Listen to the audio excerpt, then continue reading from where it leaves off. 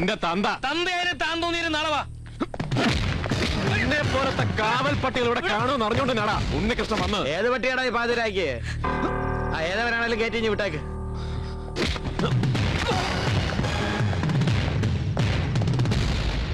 എന്താ ഇനി എന്റെ കുടുംബത്തിലും കയറി വന്ന് എന്നെ പെണ്ണുപിടിയനാക്കി നിനക്ക് അറസ്റ്റ് ചെയ്യണോടാ?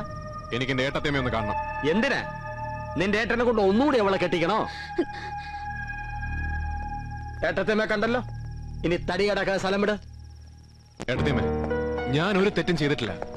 പിന്നെ ആരാണ് തെറ്റ് ചെയ്തതെന്ന് ചോദിച്ചാ അത് ഇവിടെ കയറിയൊന്ന് വിശദീകരിക്കാൻ എനിക്ക് കഴിയില്ല. നിനക്ക് കഴിയില്ലടാ.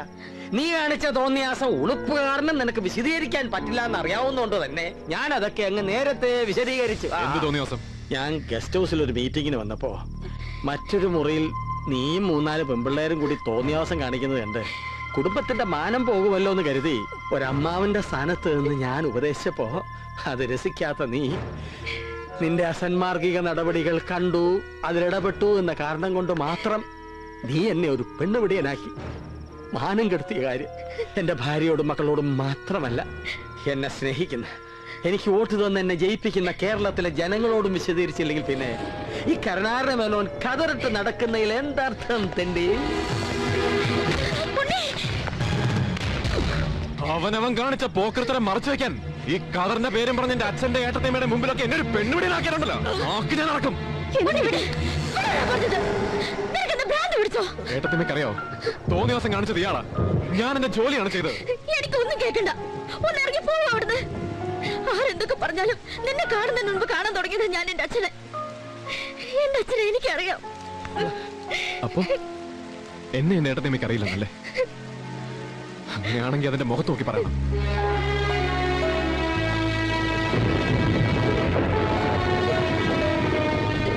എനിക്ക് ഓർമ്മ വെച്ച കാലം മുതല് ഒരമ്മയെ പോലെ സ്നേഹിച്ച് വളർത്തി മകന്റെ മുഖത്ത് നോക്കി പറയണം അറിയില്ലെന്ന്.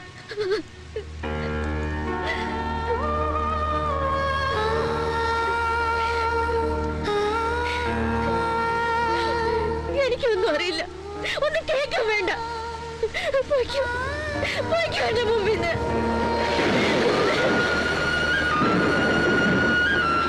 പറഞ്ഞത് കേട്ടില്ലേ? പോകാൻ ഓടാൻ.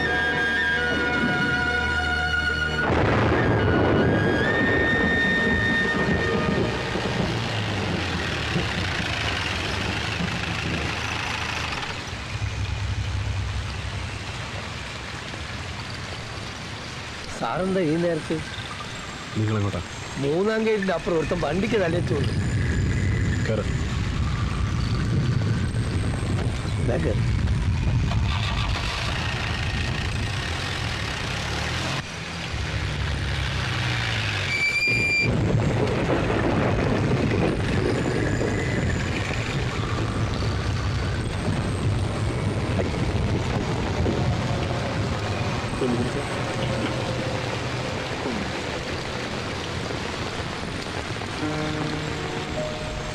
ഒരു ചെറുപ്പക്കാരനാണ്. ഒന്നുകിൽ പ്രേമ നൈരാശ്യം, അല്ലെങ്കിൽ ലോൺ എടുത്ത് കുടുങ്ങിയത്.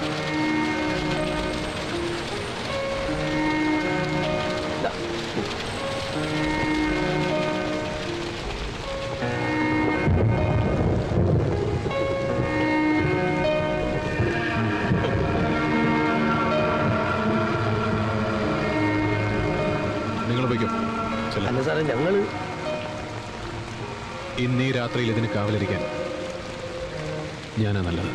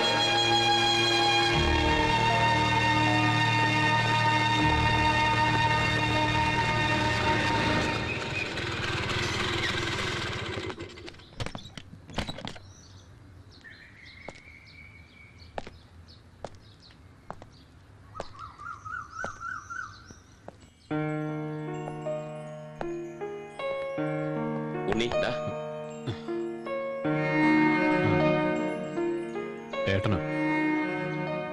അച്ഛൻ തല്ലിയന്റെ വാശി തീരാൻ ഒരു രാത്രി മതിയാവുമെന്ന് വിചാരിച്ചു. പക്ഷേ അവിടെ സ്റ്റേഷനിൽ ചെന്നപ്പോഴും കണ്ടില്ല. എടാ, നീ ഇതെന്തിന്റെ പുറപ്പാടാ? അച്ഛൻ തല്ലിയതും ഏട്ടത്തേമ്മ അറിയില്ലെന്ന് പറഞ്ഞതും എല്ലാം കൂടെ ഒരുമിച്ചായപ്പോ ഒന്ന് പതറിപ്പോയി.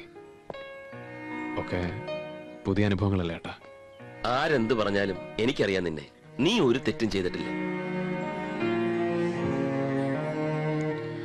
എടാ, നമ്മുടെ അച്ഛൻ ഇത്രയും കാലമായിട്ട് ഒരേ ഒരു പോലീസുകാരനെ കണ്ടിട്ടുള്ളൂ. അത് ഞാനാ. യഥാർത്ഥ പോലീസുകാരൻ എന്താണെന്ന് അച്ഛൻ അറിയില്ല. നിനക്കൊരു വിഷമം ഉണ്ടെങ്കിൽ എന്നോട് പറയാം, അല്ലെങ്കിൽ നിന്റെ ഏട്ടത്തിയമ്മയോട് പറയാം.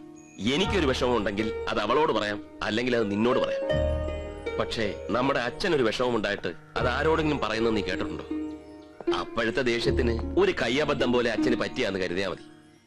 അതിന്റെ പേരിൽ നിന്നെക്കാളേറെ വിഷമിക്കുന്നുണ്ടാവും അച്ഛനും. അതുകൊണ്ട് വേറെ വിശദീകരണമൊന്നും വേണ്ട. ഇപ്പോ ഈ നിമിഷം നീ എന്നോടൊപ്പം വരണം നമ്മുടെ വീട്ടിലേക്ക്. വരാം. എന്തായാലും അടിച്ചിറക്കിയതല്ലേ അച്ഛൻ. മാത്രമല്ല, നെഞ്ചി തട്ടി പറഞ്ഞൊരു വാക്കുണ്ടല്ലോ, ഏട്ടത്തേമ്മയും കുട്ടികളും തിരിച്ചു വരാതെ ഇനി ആ പടി ചവിട്ടരുതെന്ന്. അതുകൊണ്ട് ഇനി അത് കഴിയട്ടെ. നടന്ന എന്താണെന്ന് കോടതി പറയും. ഏട്ടൻ ചെല്ലേ.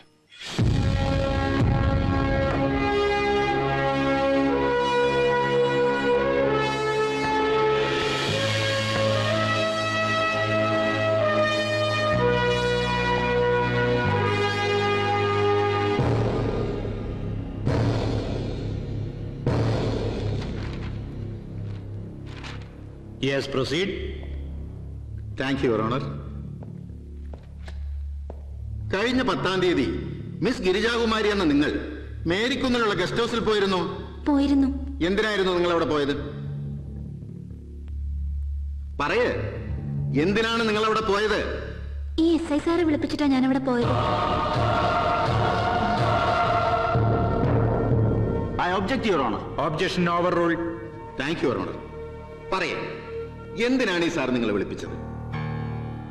കേസിനാസ്പദമായ സംഭവത്തിൽ വ്യഭിചാര കുറ്റത്തിനാണ് നിങ്ങളെ അറസ്റ്റ് ചെയ്തിട്ടുള്ളത്. ഈ സാറ് തന്നെ നിങ്ങളെ വിളിച്ചു വരുത്തി ഇയാൾ തന്നെ നിങ്ങളെ അറസ്റ്റ് ചെയ്യേണ്ട കാര്യം എന്താണ്? ഈ സാറ് ആവശ്യപ്പെട്ട പ്രകാരം ഞാൻ ഗസ്റ്റ് ഹൗസിൽ ചെന്നപ്പോ ഏതോ രാഷ്ട്രീയ പാർട്ടിയുടെ മീറ്റിംഗ് നടക്കുന്നുണ്ടായിരുന്നു. അതിൽ പങ്കെടുക്കാൻ ആ സാറന്മാരൊക്കെ അവിടെ വന്നിരുന്നു. അവരെയൊക്കെ നിങ്ങൾക്ക് നേരത്തെ അറിയാമോ?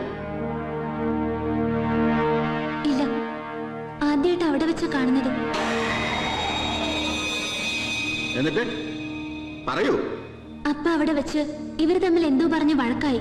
അതിന്റെ ദേഷ്യത്തിലാ ഈ സാർ അവരോടൊപ്പം എന്നെ അറസ്റ്റ് ചെയ്തത്. That's all, Your Honor.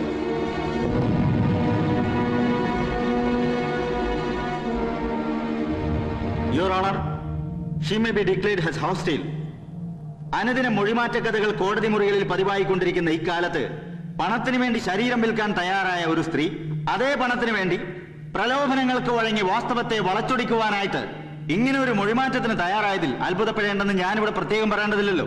അതിനാൽ കേസിനാസ്പദമായ സംഭവം പ്രസ്തുത തീയതിയിൽ ആ ഗസ്റ്റ് ഹൗസിൽ ചരങ്ങേറിയപ്പോൾ സബ് ഇൻസ്പെക്ടർ ഉണ്ണികൃഷ്ണൻ എന്ന എന്റെ കക്ഷിയോടൊപ്പം അതേ റെയ്ഡിൽ പങ്കെടുത്ത സഹപ്രവർത്തകനായ കോൺസ്റ്റബിൾ സുരാജിനെ വിസ്തരിക്കുവാൻ ബഹുമാനപ്പെട്ട കോടതി എന്നെ അനുവദിക്കണം.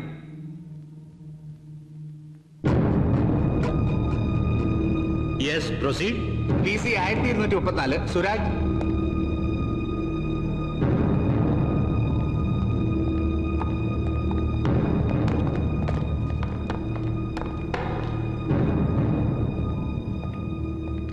ബഹുമാനപ്പെട്ട കോടതി മുമ്പാകെ സത്യം മാത്രമേ ബോധിപ്പിക്കുള്ളൂ, ദൈവസത്യം. ബഹുമാനപ്പെട്ട കോടതി മുമ്പാകെ സത്യം മാത്രമേ ബോധിപ്പിക്കുള്ളൂ, ദൈവസത്യം. മിസ്റ്റർ സുരാജ്, വാസ്തവത്തിൽ അന്നവിടെ ഗസ്റ്റ് ഹൗസിൽ വെച്ച് നടന്നതെന്താണ്? ബഹുമാനപ്പെട്ട കോടതി, എന്റെ ജീവനും ജോലിക്ക് സംരക്ഷണം തരുമെന്ന് ഉറപ്പാണെങ്കിൽ അവിടെ നടന്ന സത്യങ്ങളെല്ലാം ഞാൻ പറയാം.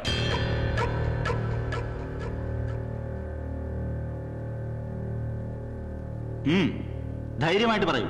സംഭവം നടന്ന ദിവസം ഈ SI സാറിന്റെ കൂടെ ഞാനും ഉണ്ടായിരുന്നുള്ള സത്യം. പക്ഷേ അന്ന് ഞാനവിടെ പോയത് റെയ്ഡിനായിരുന്നില്ല. പിന്നെ ഒരു പെണ്ണിനെ വേണമെന്ന് ഈ സാറ് വിളിച്ചു പറഞ്ഞപ്പോ ഈ കുട്ടി അവിടെ പോയതാ ഞാൻ.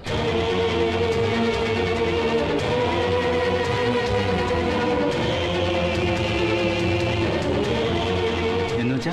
അതെ സാർ, ഈ ഉണ്ണികൃഷ്ണൻ സാറാ ഈ പെൺകുട്ടിയോടൊപ്പം അന്ന് ആ മുറിയിലുണ്ടായിരുന്നു.